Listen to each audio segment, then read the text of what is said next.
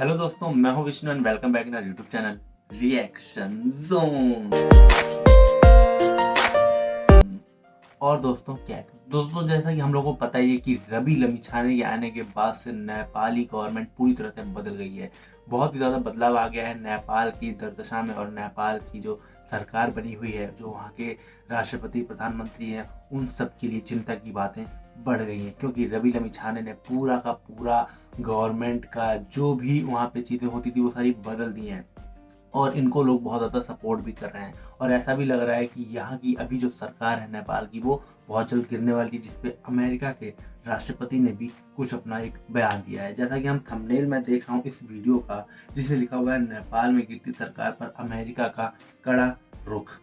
नेपाली सरकार ये सभी प्रोजेक्ट हो जाएंगे बंद। अब भैया कौन से प्रोजेक्ट बंद करने वाली है, क्या होने वाला है, ये सारी जानकारी इस वीडियो को देखते हैं और पता करते हैं कि जो ये चीज़ें बताई गई हैं, क्या वो सारी चीज़ें सच हैं या ऐसे ही मन गढ़ंत चीज़ें बनाई जा रही हैं।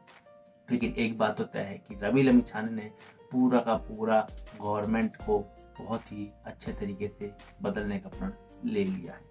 चलिए स्टार्ट करते हैं वीडियो को, और फिर वीडियो के एंड में थोड़ा सा डिस्कशन करेंगे हम रवि लमिछाने के बारे में, राष्ट्रपति अमेरिका के राष्ट्रपति के बारे में, और नेपाल की गवर्नमेंट। ओके चलिए स्टार्ट करते हैं वीडियो को। 1 2 3 गो। नमस्कार, मैं पीएम डीएनए सिंह और आप देख रहे हैं कमाल ऐप। जो वक्त जुड़ने का है, क्या उस वक्त में लड़ना जरूरी है? जो वक्त मिलकर काम करने का है, उस वक्त में क्या अलग होकर रहना जरूरी है? जो वक्त बहुत ज्यादा इम्पोर्टेंट है इकोनॉमिक एरिया से, उस वक्त क्या सरकार का गिरना जरूरी है? दोस्तों, नेपाल के अंदर कुछ ऐसी ही सिचुएशन आज मंडरा रही है, और उसके जिम्मेदार कौन हैं उसकी भी डिस्कस करने वाले हैं। दोस्तों, आज फिर वही इतिहास दोबारा से दोहराने की बातें चल रही हैं, और कहीं न कहीं एक बड़ा कमिटमेंट और सामने आया है। इस वक्त का सबसे बड़ा यहाँ पे क्लू कह सकते हैं इस चीज को। तो इसके बारे में पूरा विस्तार से जानेंगे, तो वीडियो के अंत तक बने रहिए। और अगर आप चैनल पे नए हो तो चैनल को सब्सक्राइब करके बेल आइकन दबा दीजिए, ताकि आपको अगला अपडेट भी सबसे पहले मिल सके। चलिए वीडियो को शुरू करते हैं। दोस्तों, नेपाल के अंदर जीडीपी के हमने पहले भी जिक्र किया था कि अनुमानित जो रेट थी उससे बहुत ज्यादा कम भी कह सकते हैं। 4.9 के करीबन औसत हमने बताया था, क्योंकि एशियन बैंक ने 4.7 और वर्ल्ड बैंक ने 5.1 का यहाँ पे जो रेशियो है वो बताया था 2023 का अनुमानित, जबकि जो यहाँ पे नेपाल बैंक है उसने 8 पॉइंट कुछ का लक्ष्य रखा था, और उससे बहुत ज्यादा कम था। इस वक्त के अंदर अगर बात करें दोस्तों, तो अब यहाँ पे पॉलिटिकल क्राइसिस भी नेपाल के अंदर आता हुआ दिखाई दे रहा है। ये कोई वैसे तो नई बात नहीं है, क्योंकि हर बार कुछ ऐसा ही होता है। प्रधानमंत्री कोई 5 साल टिक ही नहीं पाता। लेकिन अब पुष्प कमल दहल प्रचंड की भी सरकार काफी ज्यादा खतरे में नजर आ रही है। मैं आपको बता दूं कि यहाँ पे रवि लामिछाने ने स्पष्ट रूप से कह दिया है कि आज ही उनके सारे जो कैबिनेट मंत्री हैं वो इस्तीफा दे देंगे, यानी कि उनकी 20 सीटें हैं और उनका गठबंधन के कारण ये सरकार बनी थी। तो ये बहुत बड़ी यहाँ पे शॉकिंग न्यूज हम कह सकते हैं। और इसके साथ साथ कुछ कैबिनेट मंत्रियों ने, उनके खुद के ने भी यहाँ पे इस्तीफा दे दिया है। इसकी वजह क्या रही दोस्तों? आप सभी जानते हैं कि संदीप लामिछाने पर किस तरह के आरोप लगे थे, और उसके बाद किस तरह से यहाँ पे कोर्ट का आदेश आया था। लेकिन बात यहाँ पर नहीं रही। संदीप लामिछाने कर रहे थे बहाली की कोशिश, लेकिन उन्हें धमकी दे दी गई। नेपाल की रियासत ने यहाँ पे उठा पटक पिछले कई दिनों से जारी है। पद से हटाने के बाद रवि लामिछाने ने खुद की बहाली की मांग की, और उसके लिए पीएम प्रचंड के साथ कई दौरे की बैठक भी की। मांगे पूरी नहीं होने के कारण यहाँ पे बाहर निकलने की अब धमकी भी दे दी है। रवि लामिछाने की नेतृत्व वाली यहाँ पे आरएसपी, जो कि राष्ट्रीय स्वतंत्र पार्टी है, वो 1 नवंबर 2022 में आम चुनाव के एक वैकल्पिक शक्ति और लोगों की उम्मीद के रूप में तूफान बनकर खड़ी हुई थी। और लेकिन हाल ही में यह सत्ता के खेल में राजनीतिक उलझती हुई नजरें दिखाई दे रही हैं, क्योंकि पासपोर्ट धोखाधड़ी के मामले में गृह मंत्री रवि लामिछाने की एक जांच से गुजर रहे थे, और उसी के अंदर फैसला उनके पक्ष में न आकर उनके विपरीत में आ गया। और उसी के साथ ही ये जो सरकार है उस पर भी काफी ज्यादा यहाँ पे अंगुलियां उठने लगी। और अब यहाँ पे जो रवि लामिछाने है वो खुद भी यहाँ पे इस पार्टी से निकलने की बात कर रहे हैं, और जो कि सबसे बड़ी यहाँ पे दुविधा का विषय है। और अगर संसद या फिर हम कहें कि कैबिनेट मंत्री जो कि हैं वो अगर इससे इस्तीफा दे देते हैं, तो सरकार स्पष्ट रूप से यहाँ पे जो बहुमत है वो खो देगी, और कोई भी सरकार अगर बहुमत खो देती है तो आप स्पष्ट रूप से जानते हैं कि उसका आगे वाला परिणाम क्या होता है।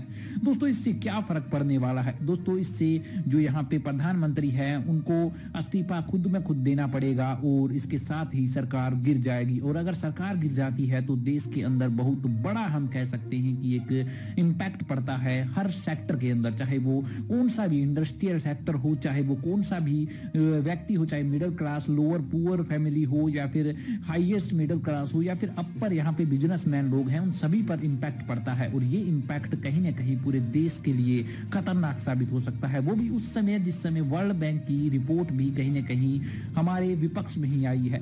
तो इस समय यहाँ पे इस सरकार का गिरना जरूरी नहीं है दोस्तों। इसीलिए मैंने कई सवाल आपसे शुरू के वीडियो के शुरुआत में भी कहे थे कि क्या इस समय ये काम होना जरूरी है।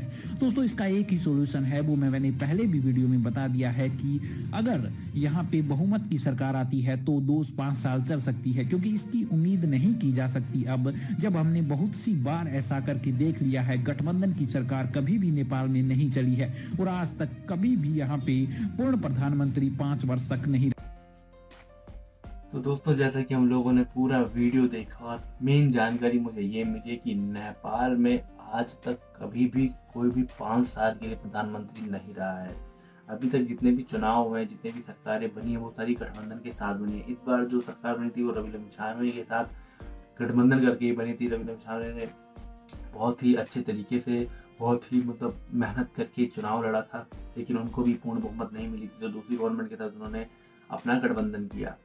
अब यहाँ पे ये बात निकल के आ रही है कि अब ये जा रहे हैं भाई इस्तीफा देने। अगर ये इस्तीफा दे देंगे जो वहाँ के जो प्राइम मिनिस्टर हैं उनको भी खुद ब खुद इस्तीफा देना पड़ेगा और सरकार गिर जाएगी। और सरकार गिरने का मतलब है पूरे देश को नुकसान होना, चाहे बड़ा आदमी हो चाहे छोटा आदमी। जैसा कि वीडियो में बताया कि गरीब से गरीब और अमीर से अमीर आदमी को इस चीज़ का नुकसान होता है। और वो क्या नुकसान होता है, हर एक सेक्टर में बहुत तंगी आ जाती है। एक तरह से सरकार ही गिर जाएगी किसी भी देश की तो वो कहाँ रह जाएगा, कुछ नहीं रह जाएगा उस देश के अंदर। तो ये बहुत ही बेकार चीज़ें हैं। इन सबको अपना साइड करके या तो समझौता करें, जो मांगे हो रही हैं इनकी वो पूरी करें, जो इनके ऊपर आरोप लगाए गए हैं उनको खारिज करें।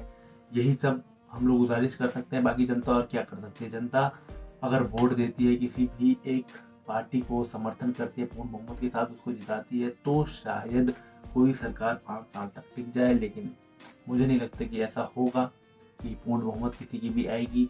इस बार अगर रवि लम्छानवे फिर से चुनाव होते हैं सरकार गिरने के बाद, तो शायद उनको पूर्ण बहुमत मिल जाए। क्योंकि जिस तरह से उन्होंने काम किया है, जिस तरह से उन्होंने अपने देश की सेवा करी है, उस हिसाब से तो लगता है कि रवि लम्छानवे को पूर्ण बहुमत मिलनी चाहिए और देश के लिए सेवा करने का एक मौका उनको जरूर मिलना चाहिए। बाकी आप लोगों की क्या राय है मुझे कमेंट सेक्शन में बताइए। वीडियो सच्ची और अच्छी लगी हो तो लाइक और सब्सक्राइब जरूर कर देना, नहीं लगी हो तो मत करना, कोई जबरदस्ती नहीं है। ओके, तो चलिए आज की बात नहीं और लास्ट में बताना चाहता हूँ कि आप लोग अपना सपोर्ट और अपना प्यार मुझे देते रहिए, जिससे कि मैं और भी ऐसे ढेर सारे वीडियो लेके आऊँ आप लोगों के साथ शेयर करूँ।